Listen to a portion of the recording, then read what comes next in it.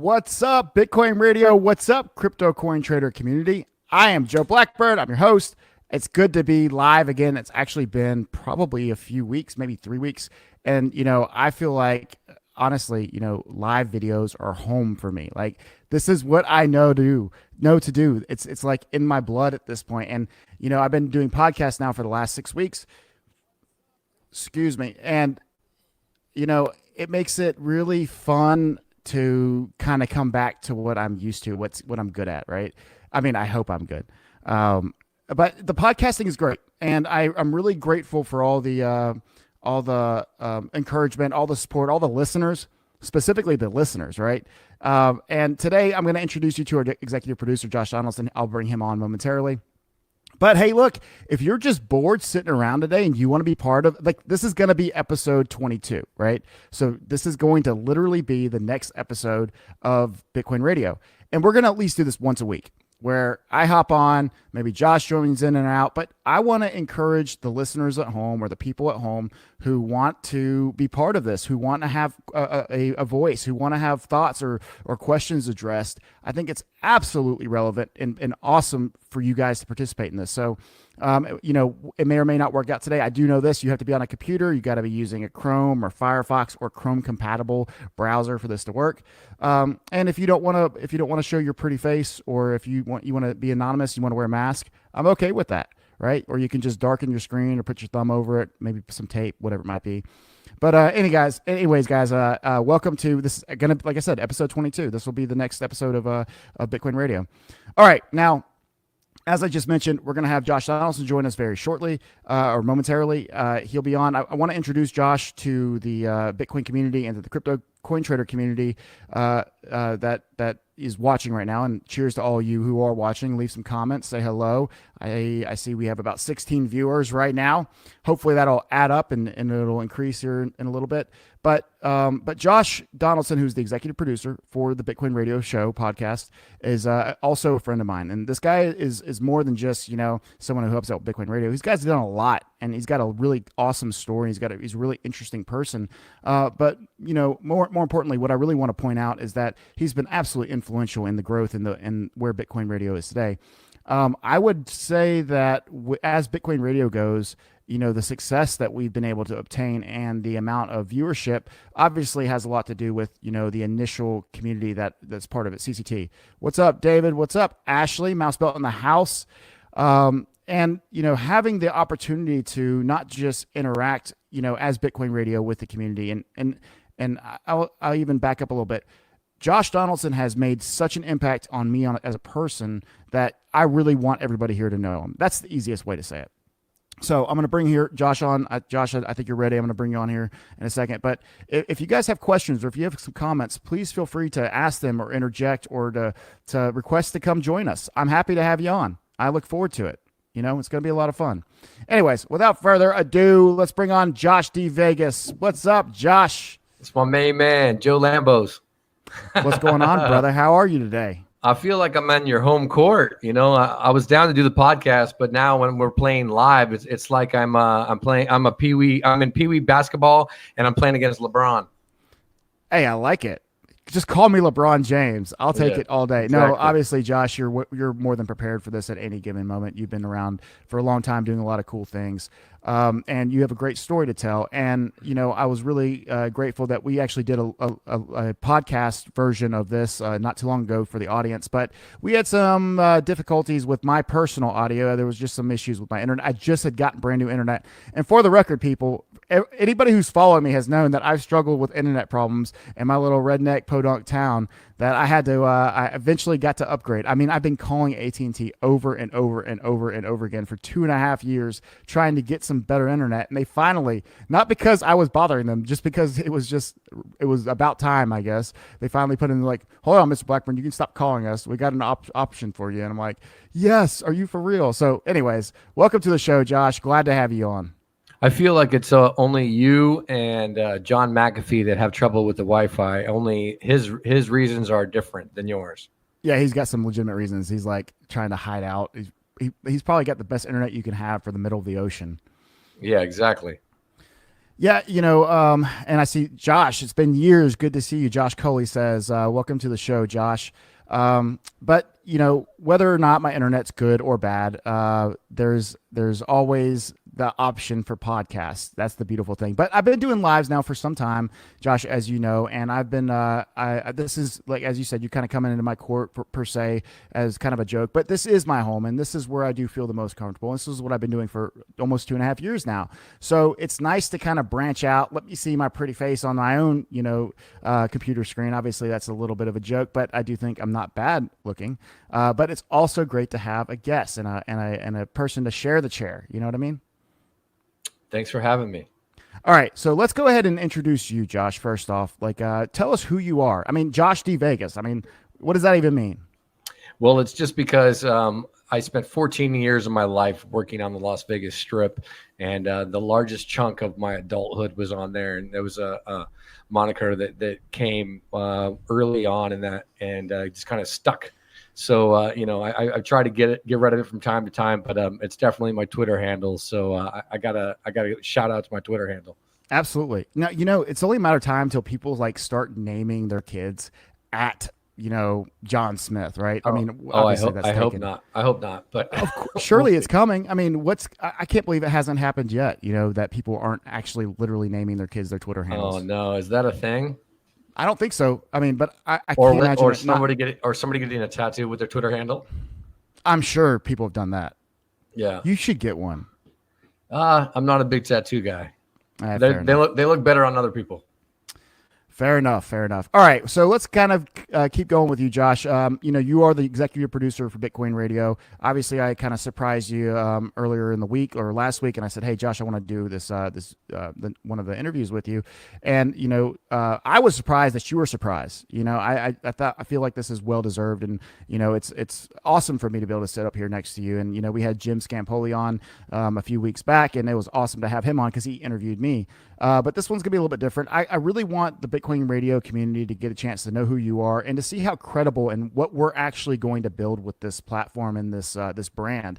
And I can say as much as I want. A lot of people know me throughout crypto, but I've always been really really calm and really quiet on what the big intentions are for what I wanted it to be. And it's time for me to start branching out and start really kind of grab a hold of what I believe I'm.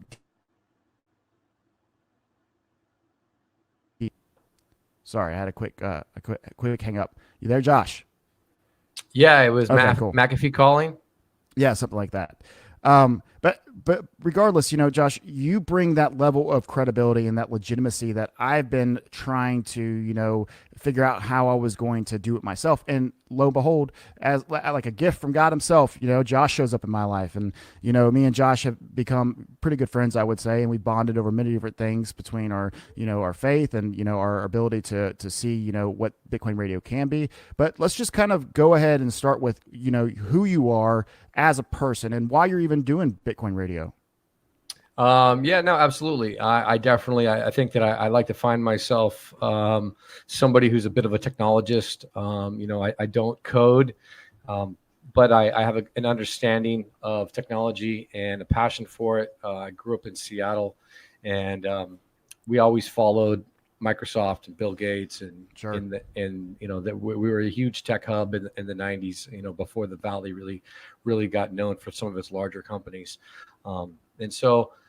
My career was based around music, but technology was always where my heart was. And my dear friend Patrick McLean, CEO of Mousebelt, came to me and said that he had a brilliant idea of pairing you with me, and he saw something that you and I didn't, and that nobody else did, and here we are. I think that Bitcoin Radio is something that hopefully, we feel is a little bit different than what everybody else is doing out there, and kudos to Laura Shin and Pomp and to what Bitcoin did, Peter McCormick and Charlie Schramm and all the great, the Bad Crypto guys. Absolutely. And all the great podcasts that are out there. Hopefully we can find our own voice and do something a little bit different. We're still getting our legs underneath of us. It's been about 6 weeks, as we said. I think it's going to be about 3 to 6 months before we really find our identity. But I would hope, my vision for us is for you to be, a bit of an extended mouth of the community. People can trust you. I trust you. You're a very trustworthy person. And I think that the community can come to you, and you have a strong community in CCT, and people trust you with their thoughts and opinions. And, you're an honest person. And I think that what we want Bitcoin Radio to be is just an extension of who you are, and something we're listening to what the community has to say, and we're embracing that. All right, well said, and I appreciate the compliments too, Josh. It goes both ways. And you brought up Patrick and Mousebelt. What's interesting is, in the first time I really got the chance to know Patrick about a year ago or so, a little over a year ago. He called. I was in Hong Kong, and I was sitting with Jeffrey Tippy, and Jeff's been on CCT before. He's a really funny guy, and he's a lot of fun. And Jeff's like, Patrick and Galen from Mousebelt. I was like, man, that name sounds familiar, And obviously I'd seen and heard about Mousebelt, and I'd interacted with Patrick on small occasions just through CCT. But he just called up Patrick. He's like, here, y'all got to talk on the phone. And so I did, right? And me and Patrick immediately hit it off, and obviously that led to, we built a friendship around, what they were trying to do. And Patrick, for all the crazy ideas he's had, it's been a lot of fun watching a lot of them come to fruition.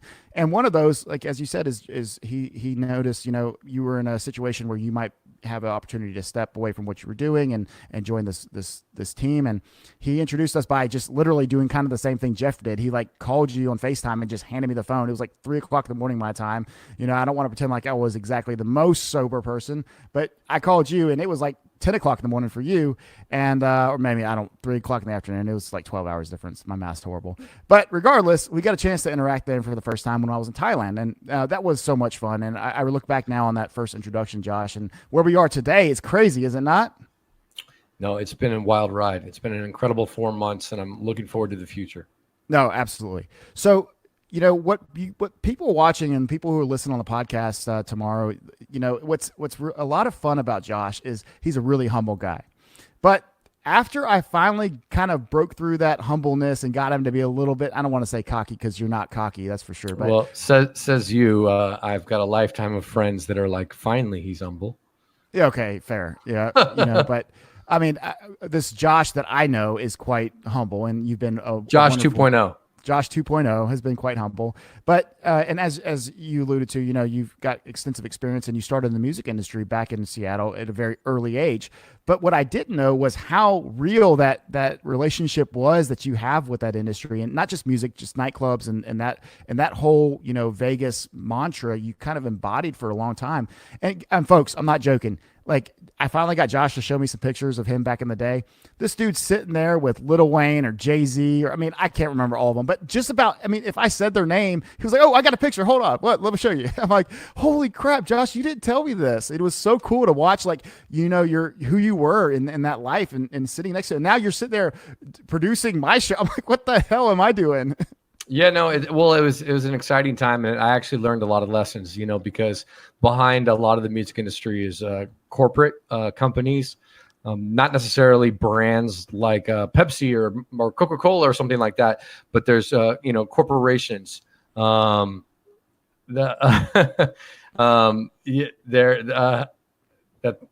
There's a comment. Eric Dahl, he's a moderator on CCT. What's up, Eric? Good to see you, man. He says you don't get the nickname Josh D Vegas without some level of cockiness. Yeah, that's true. Well, he's right there. But no, so I learned a lot of incredible lessons while working on the strip, working for corporations, understanding the ROI. While I was working with a lot of celebrities, musicians, and throwing shows and festivals and concerts and all kinds of stuff over 20 plus years. 14 years in Las Vegas, other years and other places. I learned a lot of great lessons, and I'm able to take those with me and been able to bring those to this project. No, there's no doubt about that. So, we've talked about this several times. Obviously, in our personal discussions, it's what we talk about all the time. But, I've brought up on some of the podcasts what I envision a Bitcoin radio to be? And I'm going to kind of put you on the spot a little bit, Josh. But I mean, we kind of addressed a little bit about this, but what do you see like? And for those of you listening and you're not watching, obviously we're doing this on a live stream cast, where we're using StreamYard, and I love that platform, makes it really easy and really simple. But Josh and I have spoken about this in depth on numerous occasions. But Josh, I'm going to ask you, and we'll see what answer you come up with. But I love to think about where Bitcoin Radio started and how it started. The name Bitcoin Radio. I mean, we try to embody this on a really, really high level, obviously, and we understand the responsibility comes with that. But what do you see Bitcoin Radio being like long term? Like let's flash forward 3 years from now, right? What are you thinking, Josh? Where are we at? That's a great question, Joe. I definitely hope that we are an industry staple, and we're something that's very credible, and we have integrity, and we're I don't want to say that we embody a little bit of Joe Rogan, a little bit of Mike and Mike, a little bit of Rush Limbaugh. You know what I mean? Those are Bill Mayer. Yeah, exactly. All of them. I think that just Dennis Miller. But I think that more or less it's going to be just having some honesty out there and trying to stay neutral on positions and reporting the news, but bringing people into the space that have strong opinions and giving them a forum to be able to come on and stand their ground, whether we agree with them or not. I think that there might be a lot of people that we don't necessarily agree with, and I think that's okay. Everyone needs to have a voice, and this community is great. I hope that in 3 years, we're looking at a $50,000 BTC price, and we're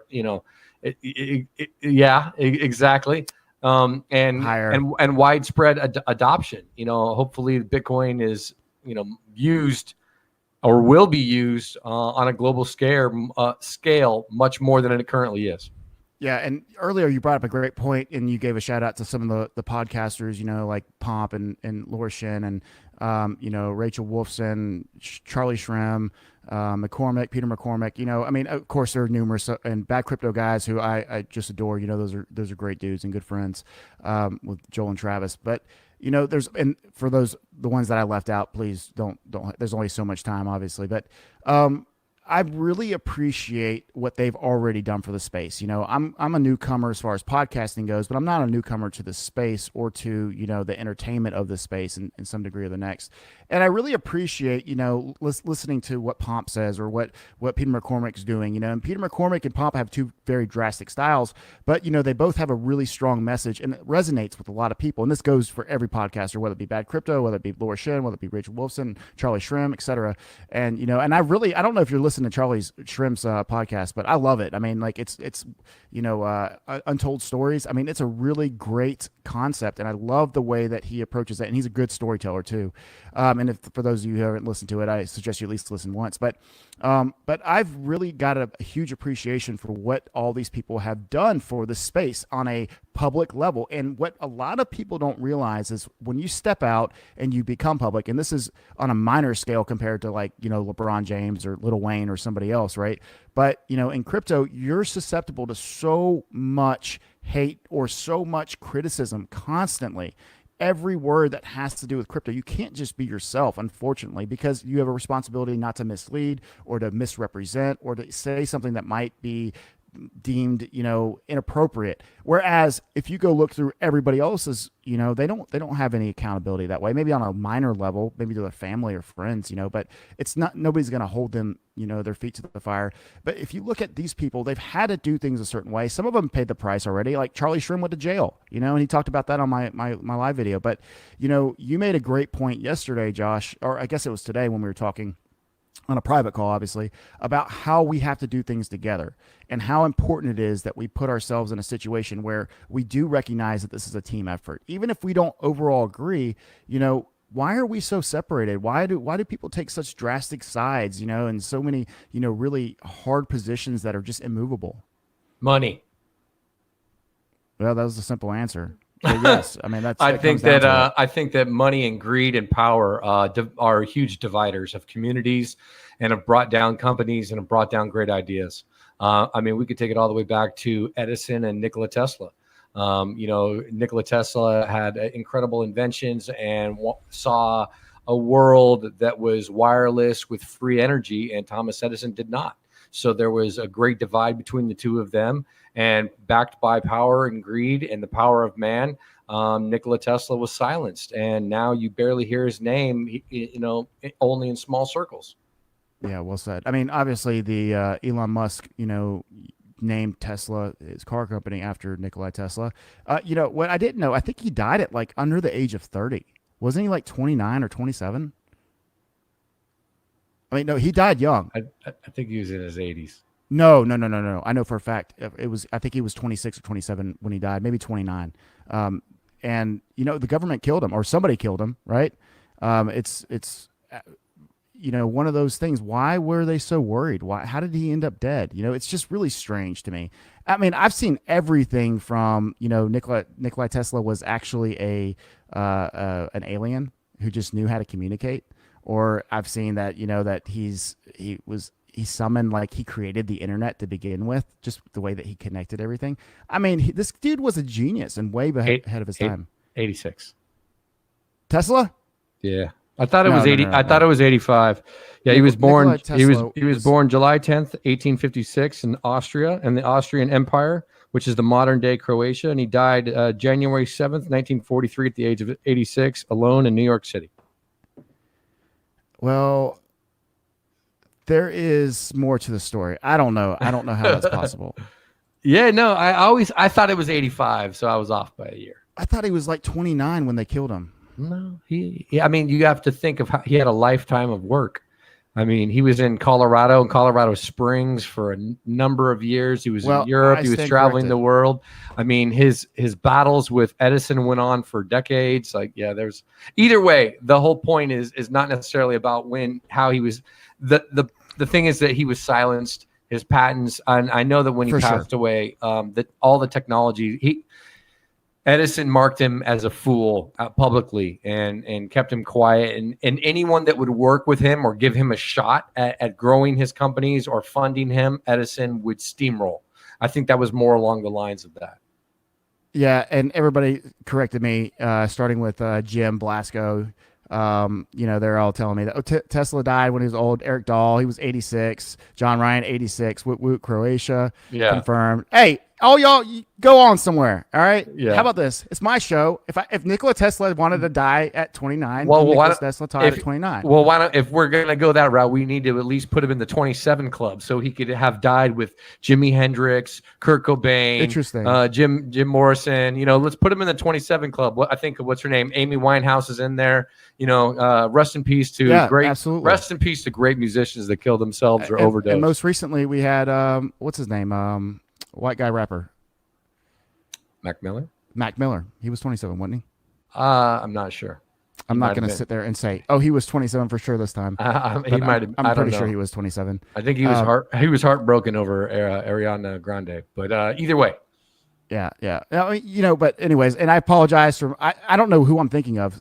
Some genius was killed at like 29 years old. I'm sure there was lots of geniuses killed. Yeah, sure. Well, yeah. I mean, yeah. Like World War I, World War II, anybody that if you didn't work for the empire, whichever empire it was, you were getting taken out. Anyone that is a revolutionary is silenced. I'm sure that there's all kinds of hackers that we don't know about that are down in Gitmo. You know what really surprises me though? Like if Tesla, as he died an old man, then obviously, as I just found out. I mean, I was still crazy that I messed that up so bad. But he did have so much good. I tried to correct you subtly. I tried to be subtle about the correction. Yeah, at first I wouldn't happen. Yeah, that. you dug in on that one. You buried yourself. But it's just my ability to question the answers, right? Yeah, no, I respect that. Sure. You almost had me. You almost had me convinced. I mean, I was like, wait a minute.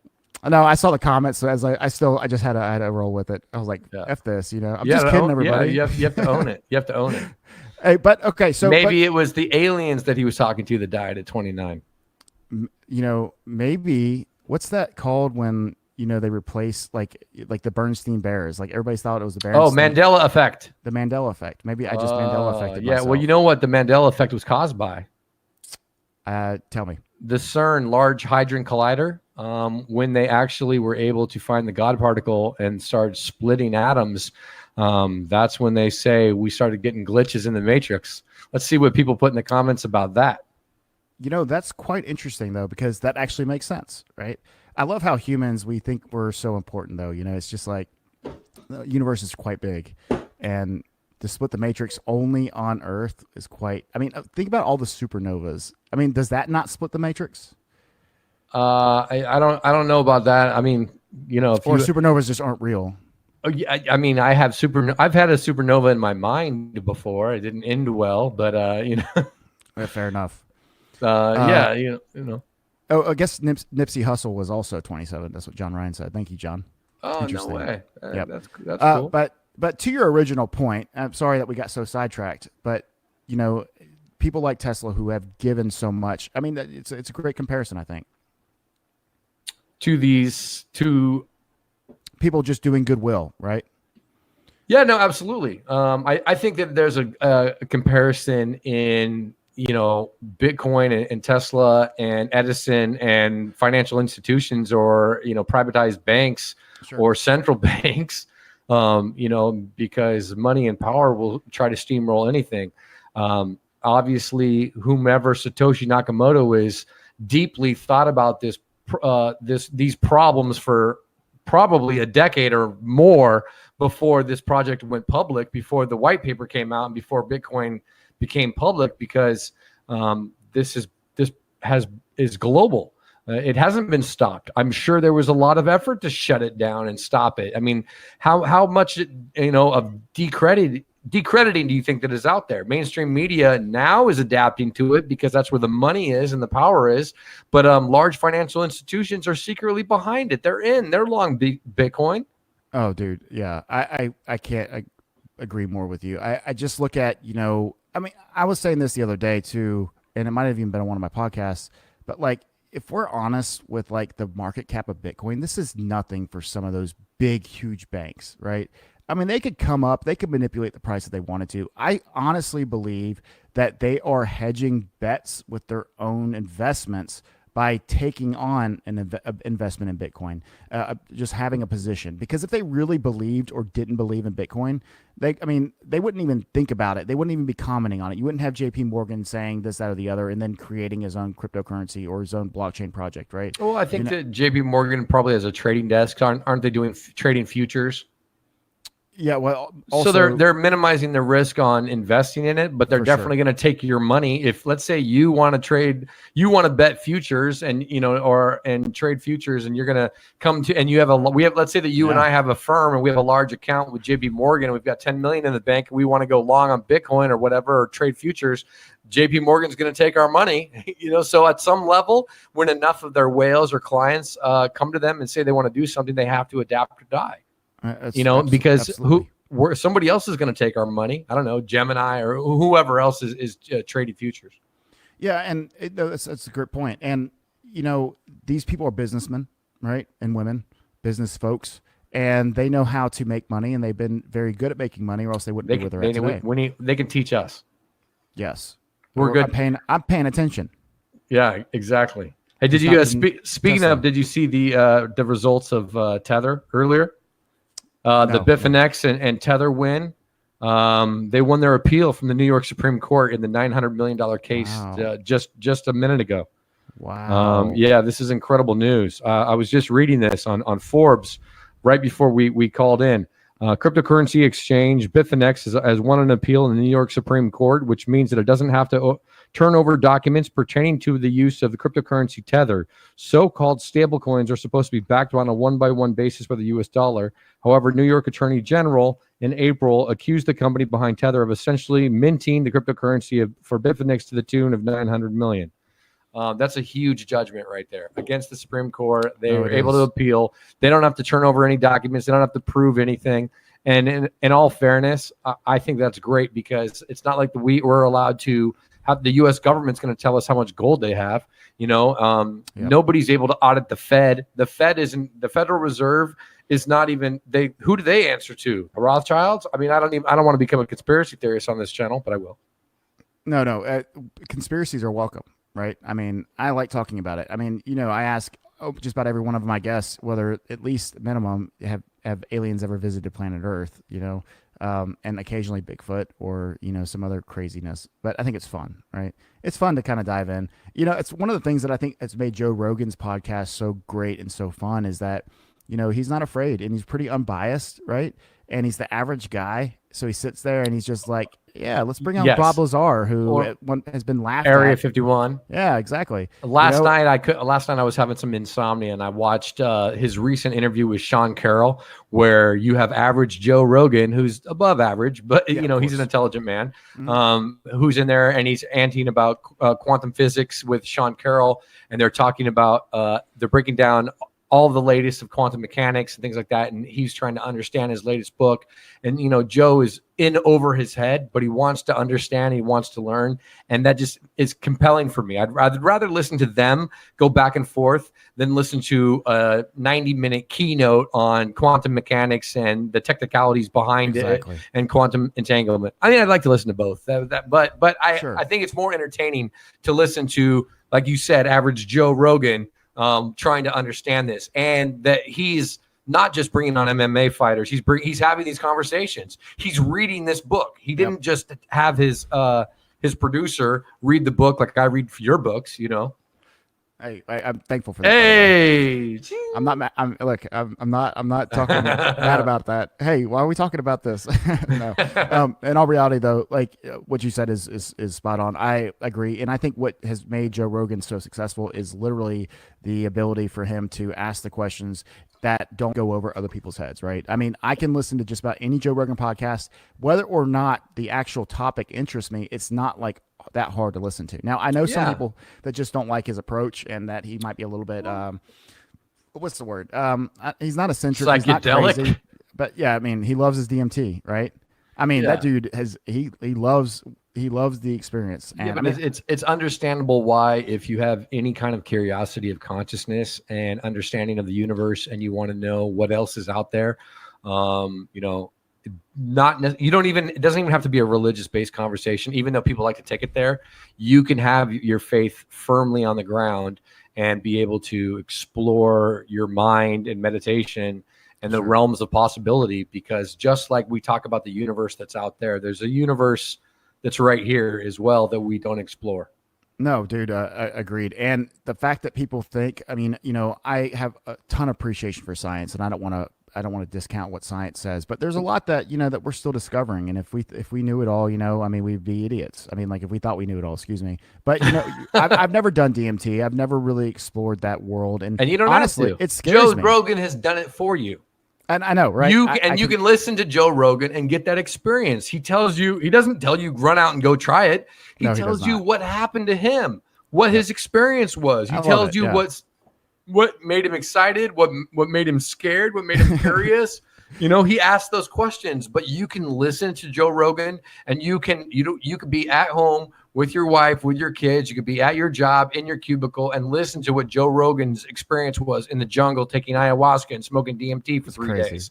You know what I mean? You don't have to go do that yourself. I wonder how many people have actually been inspired, from Joe Rogan's experience, though, to go try it. Because first of all, Joe Rogan is an influencer, and that's what influencers do. So if there was a brand of DMT, like Nike made a DMT, their stock would go up after every time Joe Rogan talks about it. There's no doubt. That goes without saying. Fortunately, in this case, there is no, not at least legally speaking or public companies wise, there is no brand for DMT, or else you're right. It would be. If somebody tries to IPO DMT on a foreign exchange after this, we're going to know that we need our piece. This leads me to another thought, Josh, and that is, right now with as it becomes more, or maybe I should say less taboo to have these conversations, because 20 years ago, nobody would admit. Unless they had nothing to lose, right? If you're just like some hippie back from the well, that's what everybody that was experimenting or looking into consciousness was labeled a hippie, no matter what. Yeah. You know what I mean? Either you were a hippie or you were a conformist. You were burning your bra or you were voting for Reagan.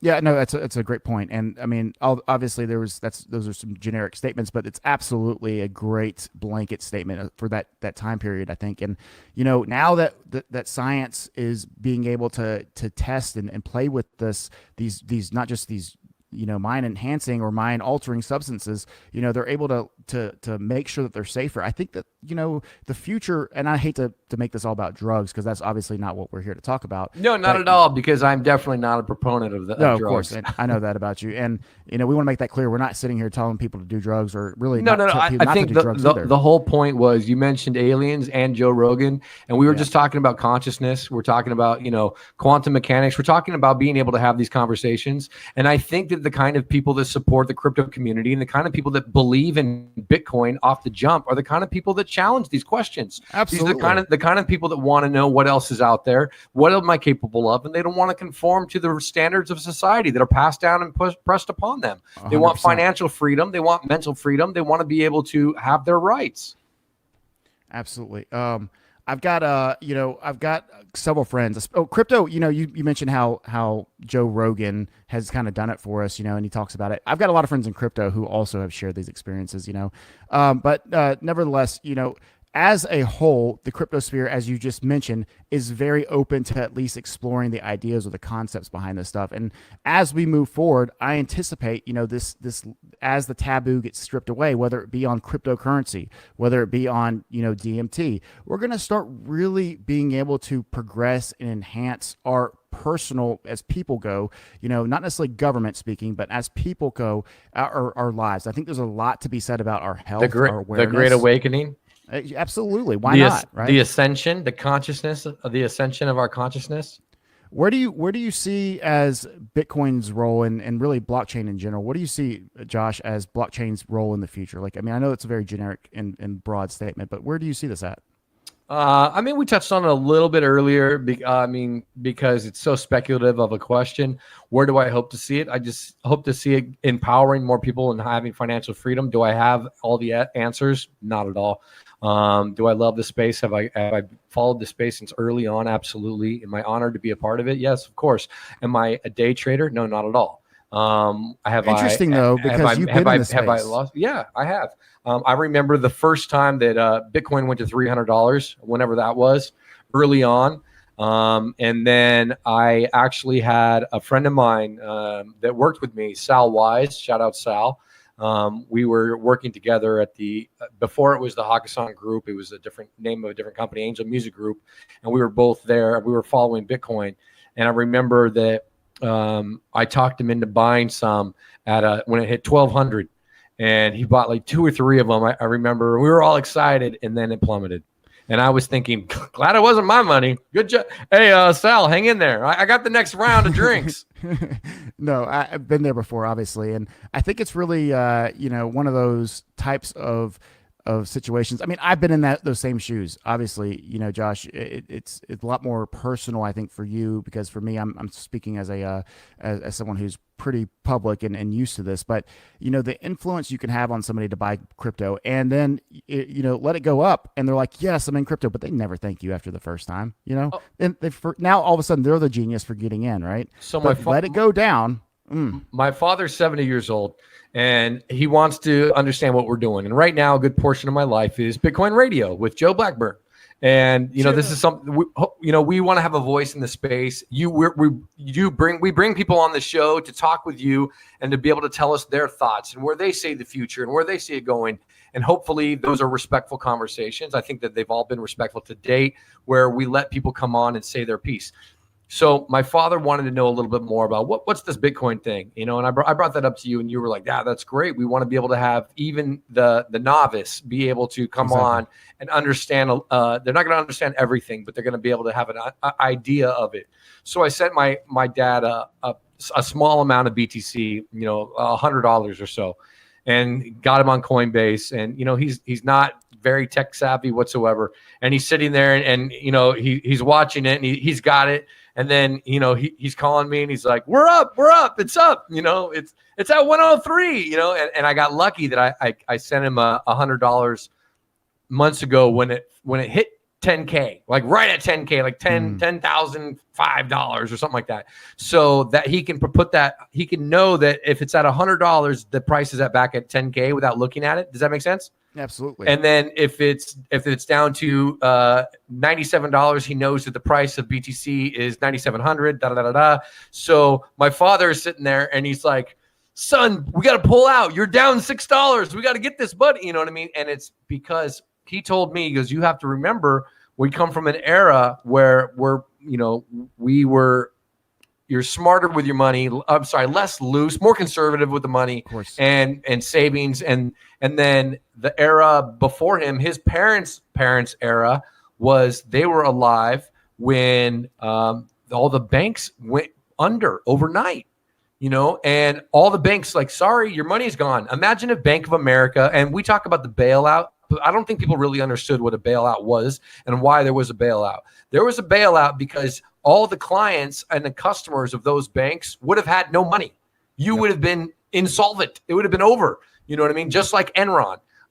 So imagine, if you will, Bank of America, Chase, Wells Fargo, credit unions, tomorrow we're sorry, we're closed. People can't fathom that. They don't understand that. They're like, where's the money at? Where do you have my money? Well, no, they don't. They take your money and then they lend it. And that's the whole scheme of it, because a lot of people don't understand financial institutions. So my father goes, the generations before him came from that, where the banks, they remember the banks being gone one day, and all of a sudden your life savings is gone, your checking's gone, there's nothing, there's no retirement, we're standing in line to get a piece of bread. So what they did for the next 40 years, the next generations, was hide cash. Hide their money, hide the gold, hide the silver, put Absolutely. it in he talked about a family friend's grandparent that passed away, and they found, like, years later, $50,000 under the floorboards. Yep. And it wasn't because grandma was a drug dealer. It was because grandma was didn't trust the banks, that the banks were going to fail. So Bitcoin, hopefully, is a solution to that. It empowers the people to be in charge of their own money and where they're at. Obviously, it's still an electronic-based money. But the thing is, though, the paper dollar, you don't need to have something tangible.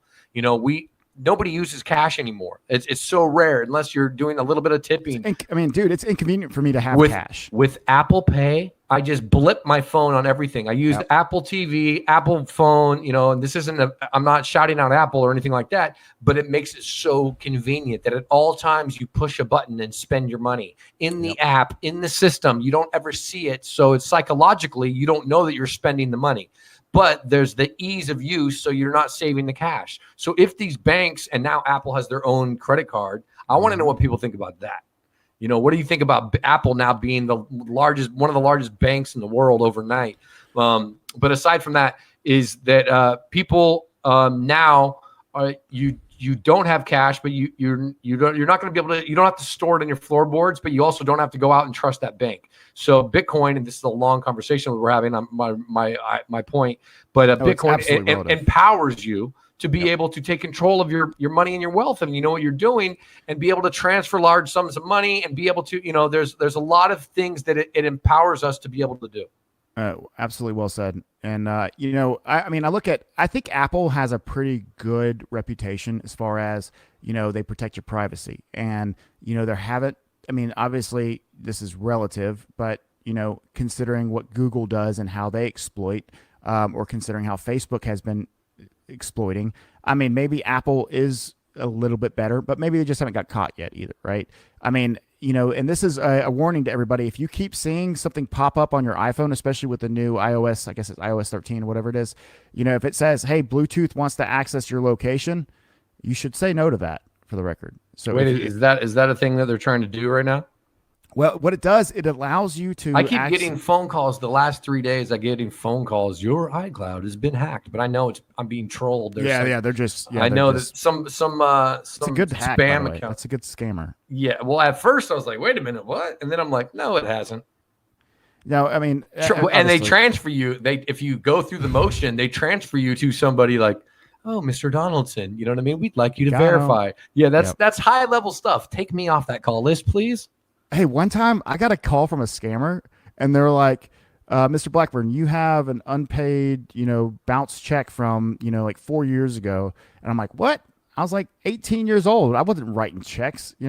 And they're like, "Well, sir, someone did in your name, and it needs to be addressed, or you're going to have a warrant out for your arrest immediately. In fact, you already have the warrant out, and police are going to be called." I'm like 21, 22 years old.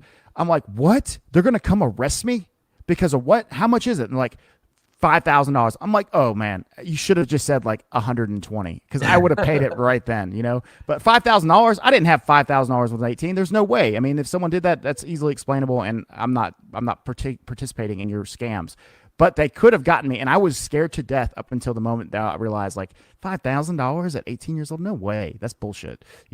But they had me up until Yeah, I no, I literally mean, would have written a check or a debit card swipe for $120. well, it's the same thing with U.S. currency. It's with any technology, any finance. I mean, there's very, very, very brilliant cons out there. There's, incredible, brilliant people that are like Bernie Madoff that are trying to that take people's money, over and over and over again. So, For sure.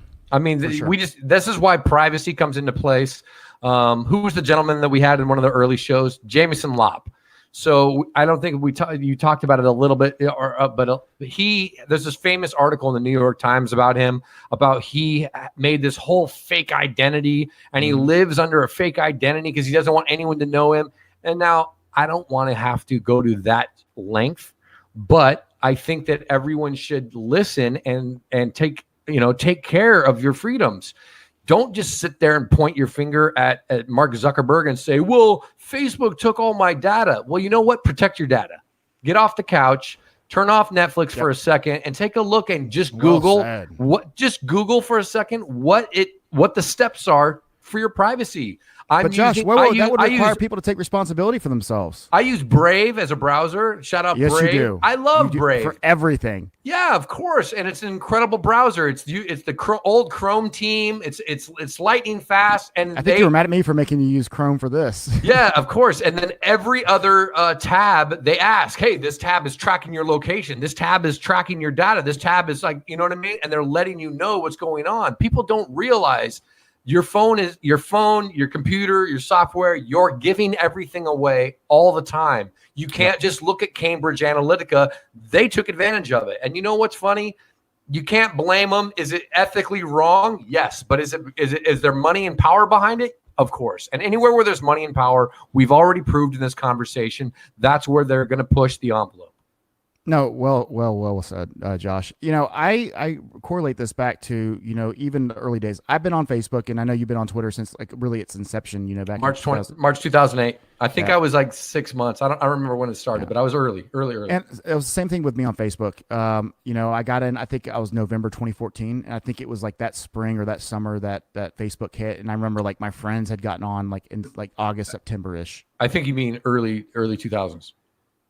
2014 was 5 years ago. Sorry, 2004. Yeah, you can look on my Facebook. Yeah. No, I know what you meant. I know what you meant. I know what you meant. I just wanted to make sure to clarify. People are gonna in the comments. You're gonna be like, my grandma was on Facebook earlier than you, Joe. Yep, exactly. No, but 2004, and this was like I think November is what it's literally on my Facebook. You can click on my profile and you can see that. And I'm assuming you had an EDU college. Yeah. That's when I was at the University of Mississippi. Right. Ole Miss studied EDU. We were just in somewhere right. We had just all gone straight MySpace. We were Friendster people. I was living in Los Angeles at the time, and MySpace was a huge like LA thing. And it was like all of a sudden one summer, I want to say maybe 03 or something like that. I don't.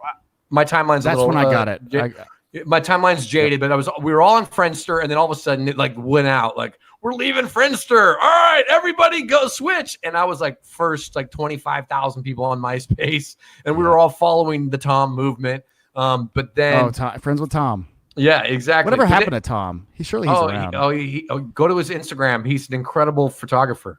He didn't make hundreds of millions of dollars. He didn't make billions, but he made a little bit of money. I think he made like 20 or 30 million. He's a very intelligent man. I've only heard the kindest things. I met him a couple times. He's really quiet, nice. He looks just like the photo. It's kind of funny.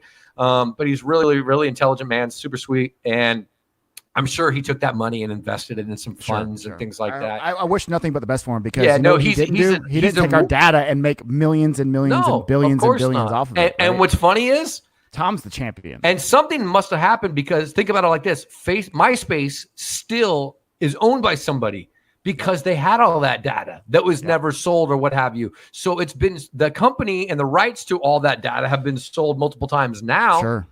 Sure. No, it makes complete sense. I think it was Fox News, wasn't it, that he sold it to originally? I remember it became like a music, that was later on. I want to say that I want to say that MySpace sold to the Fox Corporation, Murdoch. Yeah, sure.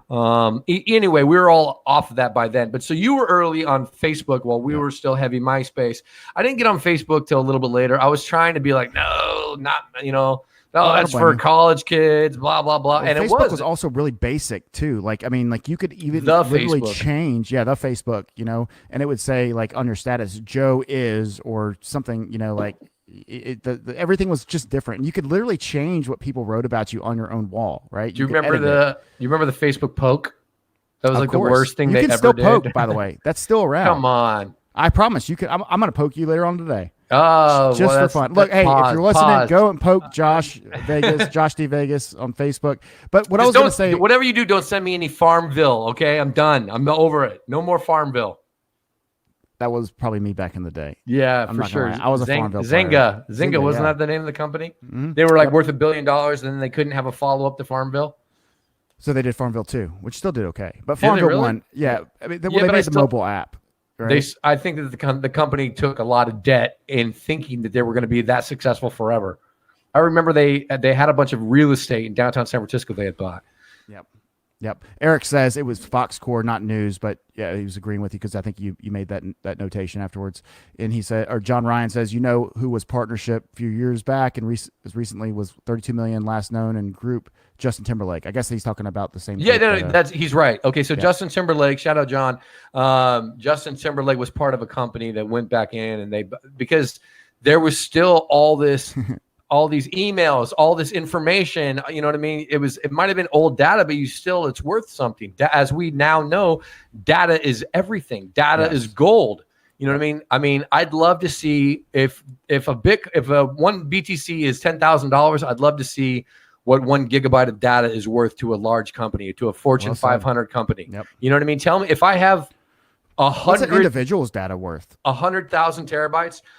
I mean, well, you got to think about it like this. It's all based off a lifetime. You just told me that you've been on Facebook since 2004. Yep. They have 15 years of every interaction you've ever had in your life. They now have they can 15 predict years next month. What's scary is you don't even want to hear this. So probably 4 or 5 years ago, it came out in Silicon Valley. I remember I was living in San Francisco or just moved there. That Facebook had an algorithm that they shut down because they found it was unethical. Surprising by them, but that they could pinpoint when couples were going to break up or get together with 98% accuracy. Wow.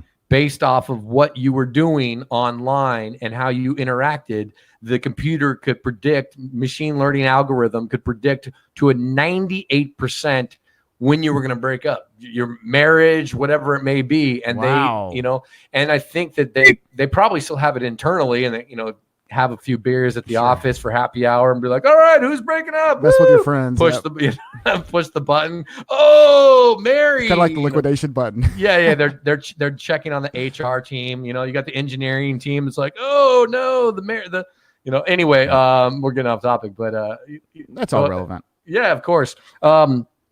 Actually, something I wanted to ask you, did you see the Google NASA document that came out on Friday? No, but I've heard about it twice. This is the third time that's been brought up, so I will be checking the Ghost Post, okay? Google creates the world's most powerful computer. NASA accidentally reveals it, and then the publication vanishes.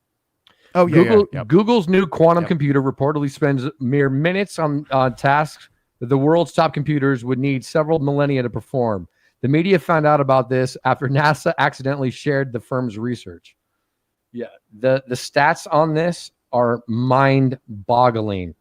NASA pulled it down immediately. In the research, Google reportedly claims that it takes their new quantum processor just 200 seconds to make calculations that existing supercomputers will require 10,000 years to perform. Think about what that actually means. Sorry. Let me say one more. No. They also said the processor requires a mere 30 seconds to complete a task that Google Cloud servers would need 50 trillion hours to do. Goodness gracious. To think about what computers are capable right now and to think about what would require that type of power is just absolutely insane. Well, I want to say that we've all secretly known that Google was doing something like this. Yeah, of course, it got leaked by NASA. How long was it going to be before they went public? And what are they solving? What do they know that we don't know? They're trying to evolve everything behind closed doors so they can privatize it. Of course. Well, they also want to make sure that it's not just on that level. They want to protect it and use it on probably on military and economic basis too for the betterment of those who are in power, I would assume. Either way, there's a lot of things that obviously we aren't public, but I asked this question: if you had that power, what would you do with it? Like, would you think about this is wrong, or would you say, I've got this, I created it, it's my invention, I can do. Are we talking about supercomputing, quantum mechanics, or specifically? In general, but yes, in this case. Well, so one of the goals of quantum mechanics would be supercomputing would be breaking encryptions. When you and I had our dry run last week, you asked me what my favorite movie was, and I said Sneakers. And one of my favorites. Yep. And if anyone remembers Sneakers, Robert Redford, what's his name? River Phoenix. Shout out River Phoenix. Rest in peace. But so in that movie, there's a gentleman, Janik, who's a Russian scientist, and he comes up with the black box that can break any encryption, and so you have any airline, anything. And I think that with that level of supercomputing, that's what you could do. You could hack any government. You could take over any power station in Iran. You could, whatever, you could access whatever it may be. You can break the blockchain encryptions, but I don't know. I'm a huge fan of the information and studying it, but I'm not educated enough to speak on it. If you will. Sure, no, that's a good point. I love to study quantum entanglement, but I definitely and it gets to is some people call it pseudoscience, some people call it philosophy, some people call it mathematics. I'm interested in all of it, but quantum mechanics are definitely not something that I am qualified to be speaking about. No, and I think that goes for all of us except a few, right? And there's not many people who are, and the people that are typically actually working on them at the moment anyways. But I look at this this is a dangerous area for humans to be in. It's kind of like I created the atomic bomb and now I've got to use it because I created it, right? What is this going to be used for, and how will this, eventually the humans will scale up. Bioengineering. Bioengineering, Skynet. Well, exactly. So, Miles Dyson, artificial intelligence with consciousness, transhumanism. Where do you want to go with it? Well, that's kind of, exactly where I do want to go with it, is everything you just said, and obviously we're running up on our hour, and this is the Bitcoin Hour with Joe Blackburn. I'm your host. I see that Kalawi Byram, what's going on, man? He asks, who are you guys? I'm the host of Bitcoin Radio, where Bitcoin lives. That's what Josh's, by the way, that's Josh's tagline. He came up with me, along with reading my books for me. He also comes up with all the things that I say. Right, Josh? But Josh is, this is Josh D. Vegas, Josh Donaldson. He is the executive producer for Bitcoin Radio. There's obviously many people involved. I see Ashley was watching earlier. Ashley's part of the Mouse Belt team. Bitcoin Radio is an affiliate and under the Mouse Belt umbrella, and obviously we have nothing but great and awesome things that, we have in store for everybody. But back to your point, Josh, as we wind down this hour, I look at where we go and what humans are going to be really just they're going to be really, really susceptible to being completely destroyed right now, and not necessarily in a violent action, but in government action, which in turn can turn to violence. But if you got quantum computing, and clearly you can't tell me that they haven't had this power for at least a year or two, and they're just now coming out with the I guess the information, or 10 years. I'm sure. I'm sure DARPA gets everything first, but who knows? No, agreed. And Eric just said, he asked me if I'd seen the chart, and I knew it had dropped down to 9K and maybe even touched 8,800 for a second. Hopefully it's the other way, but I could see us going down to 8,200 and bouncing, by the way. Let me see. Now you got me freak out.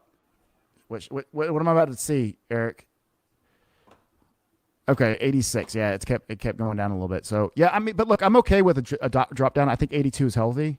I know that some people were talking about how this was a really strong, we needed to hold this resistance area, but I see us dipping down potentially to 8,200 and then bouncing from there. I'm really bullish though after this last dip. Wow. Okay. So yeah. So now what do you think that is the primary cause of this right now? I think it's just, okay, when I look at when Bitcoin goes up and down, people are so worried about this day-to-day movements. Now, if you're a day trader, obviously that's how you make your money. It's your livelihood. You just got smoked on the day unless you were shorting. Well, I mean, a day trader doesn't care which way he goes. He's just looking for the charts and what the action's going to be doing, and so it's irrelevant what the price is. It could be $50 for all he cares, or she. And then, if it's $25,000, it's probably less. It's probably less likely that he's going to be making as much money, but it's still really relevant, to the whole concept. I'm going to be getting a text from my dad any minute. We're down to $85. Get out! No, Dad, I hope we don't get Dad, bury the Bitcoin into the floorboards. Oh wow! So Eric said we actually hit 8174, and that's around. Actually, 8200 was my bottom, and I have it back up to 88 right now. Okay, that's good. Yeah, I was just looking. I think I was looking at we're already at 8,800 right now. Yep. 8780. What a bounce. Yeah, but that's healthy. That's a healthy bounce. Now, apologies to all the people who sold and freaked out. What was the ceiling that you were telling me about before? You were explaining to me the cloud, the Ichimoku. Yeah, that guy. Yeah. What's it called again? Ichimoku. Explain what that is again. That's just it predicts the resistance and the support areas, and based off of just what the actual cloud is, the direction that's going. It just gives some insight as an indicator. You never want to base what you're doing off of the indicators, but it's just another indicator to use that helps you predict what you might potentially think Bitcoin's going to do. And what is the cloud telling you? Just support and resistance. Yeah, but what's so where is it at right now? I don't have the chart up. I'm just looking at this. I'm literally looking at bitcointicker.co, which has the worst chart on planet Earth, but it's just saved in my browser because it gives you up to minute price. But I mean, I can look at it here a little bit later. Obviously, if that's a personal question, I have no problem looking at it here shortly. But yeah, no, absolutely. Yeah. But I'm sure that. But we crashed through the cloud. So what happened was the cloud was here, and we went right through the cloud. Now, if we were conspiracy theorists, it would be because we just exposed Google's quantum computing on the show live, and that crashed the price of BTC. So maybe secretly BTC is tethered to Google and NASA's quantum computing program. Now we're getting serious. I like it. And, based off of us exposing and helping expose the information that's already been exposed, clearly someone's paying attention and they're freaking out. They're going to computing's out. They're going to steal my Bitcoin. They're going to they're going to rename this the Joe Blackburn Science Fiction Hour. Well, Ashley Meredith, she did just say an hour ago when we first started, it's the conspiracy hour, right? Tuesday conspiracy hour. So, Tuesday conspiracy hour. We used to do that at my office. Patrick, I don't know if it's 4 a.m. He's sleeping in Bali. Patrick He's not sleeping yet.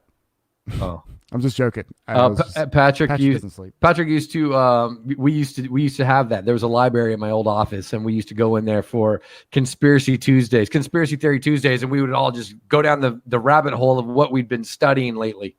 Absolutely, man. And where we're at right now in crypto and where we're at Bitcoin, it's susceptible to every rumor, everything that ever happens. And I love talking conspiracies. Like I could do this all day. And you have a lot of knowledge, Josh. You soak up information better than anybody else I know. Like I don't know where you find time to actually hear. I mean, like I can barely read headlines, and I'm like one of those people. Like I see a headline, I'm like, oh man, I believe it. Yeah, right? but so also at the same time, you respond to everyone. You respond to comments and messages in all of your social media empire and the Joe Blackburn, CCT, Bitcoin Radio. You're one on one with everybody. So when you're doing that, I'm out there doing research. I'm doing R&D personally, and also because I'd like us to have relevant topics. Absolutely, man. And I want to You make do a sure that great we're job. having relevant guests. I'd like to get somebody on to talk about blockchain and artificial intelligence. I mean, there's We're a doing lot that, of right? there's a lot of exciting. We got to email them back. There's a lot of exciting things that are out there that are going on in the space. And I'd love to make sure that you ask the community constantly. Who do they want to see us bring on the show? Because I definitely, people aren't paid guests. We're just looking at innovative people that you want to have a good conversation with. Absolutely. No, it's absolutely fact. I'm looking at the ticker on Coinbase right now, and it is going between 87 and 8,800 all the way down to 86 on a tick by tick basis. It's absolutely insane right now. This is crazy. It's been a long time since I've seen it like this, and there's a lot of struggle between the bears and the bulls right now. And I mean, 87.20, 87.75. I mean, this is really volatile. It's very uncertain too. I'm actually, I don't want to say I'm worried by any means. Can you see how much is trading? I mean, yeah, as far as I'm just looking on Coinbase right now, and you can see the volumes. I mean, it's 0.7, 2.8, it's coming down. Again, I'm not looking at the right chart, so I can't give a great anticipation of what the what what would be cool is if we could do a triple screen. Like when you and I are split into two, and the third one we pull up the live sticks. You know what I can do though? I can do this before we hold on. That way we can watch it. Yeah, there we go, Joe. Yeah. I like it. This is it. All right. See? Yep. And this is let me see. What this is. I'm even gonna go. I'm either gonna go Clark Kent on you and put my glasses on so I can read the. All right. So. Yep. All right. So here we are. Now we're Bitcoin Radio. I love it. Eric, yeah, I'm looking at it right now. I'm glad you told me to, Dahl, because I had no idea we'd bottomed out that low. But obviously, this is the chart I was looking at. You just can't. It doesn't allow you to interact very well. But this is just a quick way to watch the price. So when was the last time that we were this low, or BTC was this low? Oh man, I guess it was. I would guess if I'm gonna guess without looking right now. I'm gonna say like April or May. No. We had a dip back down. We went to like 10,000. We came back down to 8 something, and then we went up to like 14 or what was 13, it? 13, yeah, and it came back down. And what's funny with what I want to June. What I want to say is that, I mean, everybody in your community knows this, but anybody that's listening that's friends of mine that aren't really in the community, you could wash away all the other 10 years if you were following this space and you just bought in January or in February or March. You're crushing Absolutely. it. You're killing it. I mean, what did it go down to? Like 32, and it was sitting at 35 for like 2.5 months almost. It was like March when it started to bounce back, and then within 3 more months, it hit 10, 13,000. I mean, that's just. I mean, is it volatile? Yes, but that's incredible. That's it. I mean, there's nothing out there. Facebook stock, Microsoft stock, Apple stock. There's nothing that has given the return like this has. You just have to know what you're doing, unless you want to just Absolutely. be long. Unless you want to be long on this, and I'm not suggesting anyone to do that. Yeah, and I look back, Josh, and I think about the people who bought in December 2017, January 2018, January or February 2018, that time period when Bitcoin did go, from. I mean, I remember at Thanksgiving that year, November 2017, it was like 65, 7,000, maybe it had hit 10,000. Oh yeah, that was right at the time. That was right at the time I went heavy on Bitcoin Green and got smoked.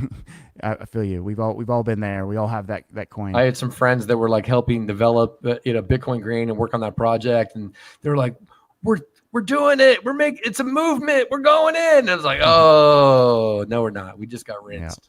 But yeah, absolutely, and I mean, I've got numerous similar, scenarios that I know people have been in. And Josh, you're not alone. In other words, yeah, right? I got a bunch of EOS at like 180. Yeah, it's hard to be mad about that. Now, and I also think EOS has some bright and green candles in front of it at some point, and I mean, among many other they have a solid projects. brilliant team with a lot of money and a lot of power behind them. I mean, there's a lot of incredible people that work on the project.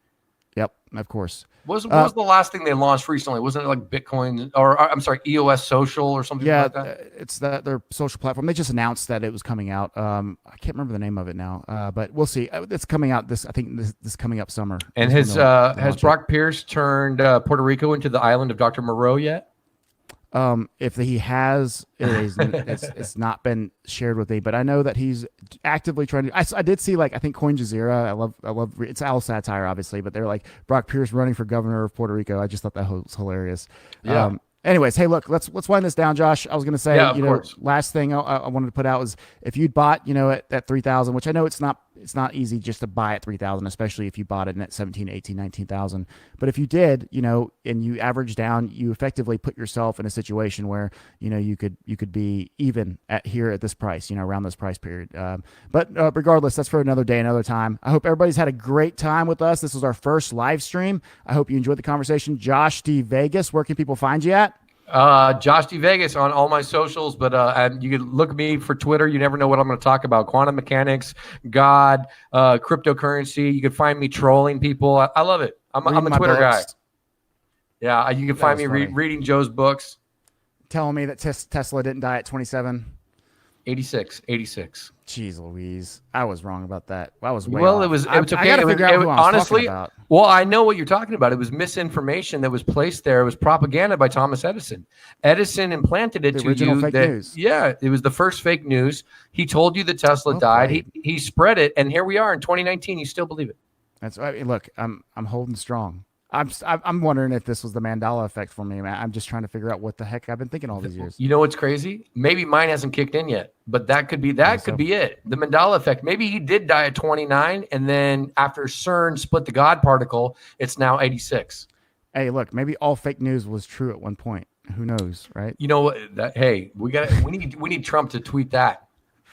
Isn't that hilarious? That would be crazy. Anyways, all right, Bitcoin Radio. Thanks again, Josh, for joining us. Again, you can find him at Josh D. Vegas. He's on Twitter. He's teaching me how to Twitter, and I'm on Twitter now. You can find me at Seriously Is Joe.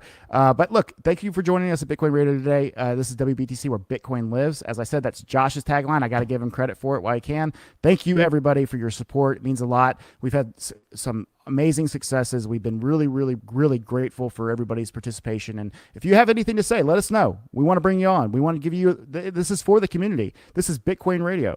We want your voice to be heard. Until next time, we will see you soon.